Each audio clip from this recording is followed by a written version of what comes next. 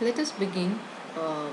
In last video we have studied about breadth first search. Without wasting any time, let us start with depth first search. Okay. Second control strategy. This is also uninformed search. It is also going to search whole state space. Okay. Same rules are applicable. So algorithm. Let us first of all see algorithm. So again, we have initial state, we have our goal state. If initial state itself is goal state, I need to quit and return success. I'm done. I got my goal state. Otherwise, what I have to do is, do the following until I get success or failure. Even if failure comes, I need to quit. Okay, that particular algorithm. Or if I get success. So what is the thing I have to do? I have to generate the successor E of the initial state. Okay, I have to generate the successor E. If there are no more successors, if you have reached to dead end, there is no successor, you signal failure and you will come out of the step 2 also. Okay, otherwise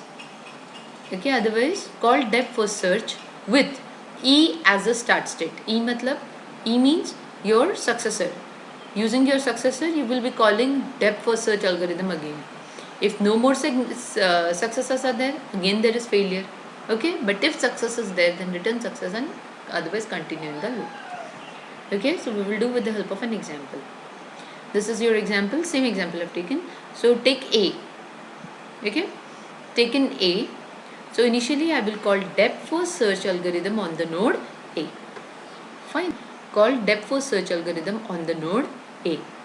So what does it says? Depth first search algorithm. I call DFS for A. Is it your goal state? No. You come here. You generate the successor of that state. If there is no successor, you have to return failure. So whether A is having successor, yes, it is having successor. Let us consider for successor B, because I have to go depth wise. I can't go breadth wise. So consider any one successor. I consider its successor as B. Okay? DFS B. Fine. So what I have to do with its successor?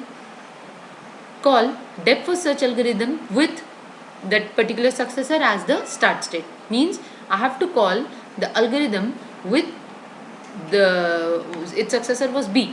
So with B as the state, I'll be calling the algorithm. Okay. So here I come. From A I go to B and I'll call DFS on B. Okay. DFS on B. Fine. So now I am in this algorithm. I am in this iteration DFS of B. Again for B, I need to check whether B is the initial state. No. So it is whether it is the goal state. No, it is initial state right now. But whether it is the goal state. No, it is not the goal state. Hence, what I have to do, I have to go to its successor, and on its successor I have to call DFS again. So call DFS E. Okay. So what I have done in my next step, call DFS E. So E. Now I am in the algorithm DFS on E. So is it my goal state? No, not at all. Okay, it is the successor.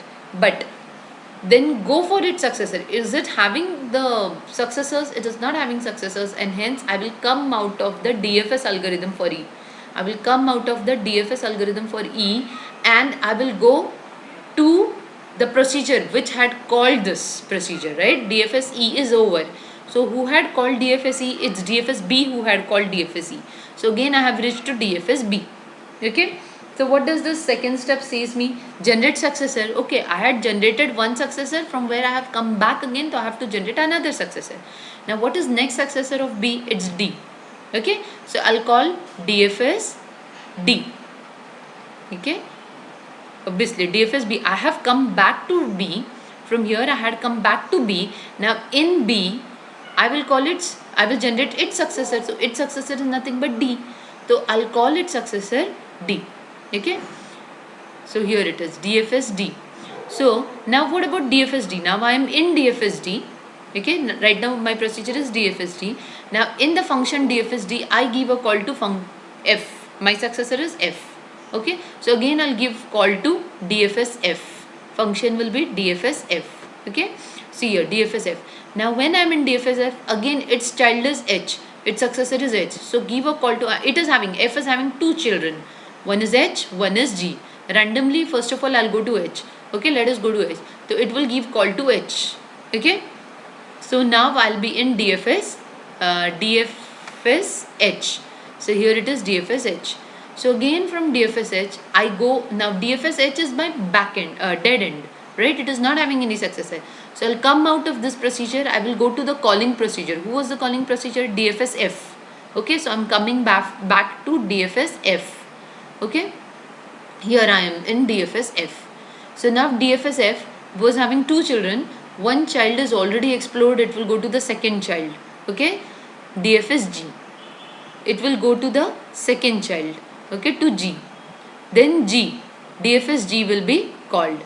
So the moment, now I am in which procedure? I am in DFS G. In DFS G, first step of the algorithm itself will be checked. What is the first step of your procedure? If it is the initial state itself is the goal state, then I have to quit. So my initial it is initial state, right? So it itself is the goal state for DFSG. So I have to quit with success. Okay, so I'll return success and I'll quit. In this fashion I found the, so I can say that they're using nested DFS algorithm. Like for example, initially I'll just write it down over here. Initially it was DFS, I'll write in short. Initially I had called the procedure on DFS A. After that we went to B, then we went in E, then it went to E. In E what happened? It signed a failure, so we came out of the procedure of B. Again we went into which procedure? We went to the procedure of B. Okay, then in B it gave a call to its next child, that is D. So I'll say here, suppose B starts over here, then it gave a call to D, then in D it gave a call to F. Okay, after F it went to H,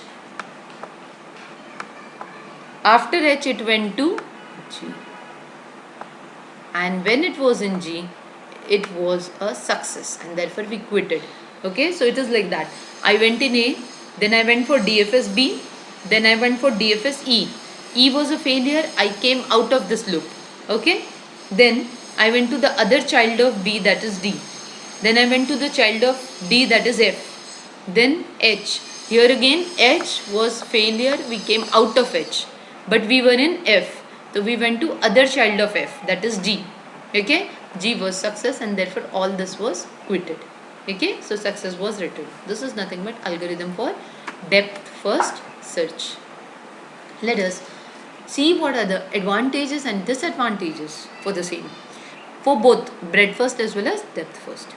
Breadth first search is a systematic search strategy. Okay, what it will do? What breadth first search will do? It will check all the nodes at one level. Then it will go to the next level. Okay, first of all it will check nth level, then it will go to n plus 1 level.